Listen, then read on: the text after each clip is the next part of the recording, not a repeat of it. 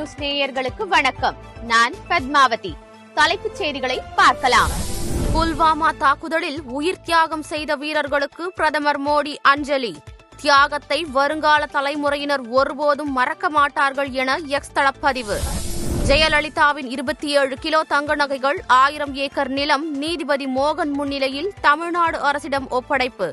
பாதுகாப்பாக எடுத்து வரப்பட்ட தங்கம் மற்றும் வைர நகைகள். முன்னாள் முதலமைச்சர் ஜெயலலிதாவின் நகைகளை தங்களிடம் ஒப்படைக்க கோரி தீபா தொடர்ந்த வழக்கு தள்ளுபடி செய்தது உச்சநீதிமன்றம். 350 கோடி ரூபாய் மதிப்பீட்டில் அமைக்கப்படும் சென்ட்ரல் கோபுர கட்டடம் காணொலி காட்சி வாயிலாக அடிக்கல் நாட்டினார் முதலமைச்சர் ஸ்டாலின். 550 கோடி ரூபாய் செலவில் புதிதாக கட்டப்பட்டுள்ள பாம்பன் பாலத்தின் திறப்பு விழா. பிரதமர் மோடி, உள்துறை அமைச்சர் அமித்ஷா இம்மாத இறுதியில் தமிழகம் வருகை. திருப்பரங்குன்றம் பிரச்சினைக்காக சென்னையில் பேரணி நடத்த அனுமதி அளிக்க முடியாது. பாரத் இந்து முன்னணி அமைப்பின் மனுவை தள்ளுபடி செய்தது உச்சநீதிமன்றம். அமெரிக்காவில் இருந்து நாடு கடத்தப்பட்டு வரும் இந்தியர்கள் 2வது விமானம் நாளை பஞ்சாப் வருகை. பயங்கரவாதிகளுக்கு எதிராக பூஜ்ய சகிப்புத்தன்மை கொள்கையுடன் முற்றிலுமாக அழிக்க மோடி அரசு உறுதி. உள்துறை அமைச்சர் அமித்ஷா எக்ஸ் தளப்பதிவு. விரைவில் புதிய 50 ரூபாய் நோட்டுகள் வெளியிடப்படும். ஏற்கனவே புழக்கத்தில் இருக்கும் 50 ரூபாய் நோட்டுகளும் செல்லும் என ரிசர்வ் வங்கி அறிவிப்பு. கட்சியின் மூத்த தலைவர் செங்கோட்டையன் அதிமுகவுக்கு கடைசி வரை உறுதுணையாக இருப்பார். முன்னாள் அமைச்சர் KP முனுசாமி பேட்டி. கடந்த சட்டமன்ற தேர்தலில் அதிமுகவின் தோல்விக்கு சில துரோகிகளே காரணம் என தான் கூறியது அந்தியூர் தொகுதிக்கு மட்டுமே பொருந்தும். அதிமுக முன்னாள் அமைச்சர் KA செங்கோட்டையன் புதிய விளக்கம்.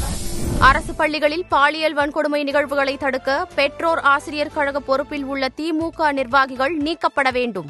முதலமைச்சர் ஸ்டாலினுக்கு பாஜக மாநில துணைத் தலைவர் KV ராமலிங்கம் வலியுறுத்தல். விருதாச்சலம் அருகே 100 நாள் வேலை வாய்ப்பு திட்டத்தை புறக்கணித்து பெண்கள் சாலை மறியல். ஆளுங்கட்சி பிரமுகர்களின் அத்துமீறலை தடுத்து நிறுத்துமாறு கோரிக்கை. அமெரிக்க, ரஷ்யா ஏற்படுத்தும் அமைதி ஒப்பந்தத்தை தங்கள் பங்களிப்பு இல்லாமல் ஏற்க மாட்டோம். உக்ரைன் அதிபர் ஜெலன்ஸ்கி திட்டவட்டம். அதானி விவகாரம் குறித்து அமெரிக்க அதிபர் டிரம்பிடம் பிரதமர் மோடி பேசாமல் மௌனம் காத்தது ஏன்? மக்களவை எதிர்க்கட்சித் தலைவர் ராகுல் காந்தி கேள்வி. நாடு முழுவதும் 18 முதல் 29 வயதுக்கு உட்பட்ட வாக்காளர்கள் எண்ணிக்கை 22.2% தேர்தல் ஆணையம் வெளியிட்ட புள்ளி விவரம்.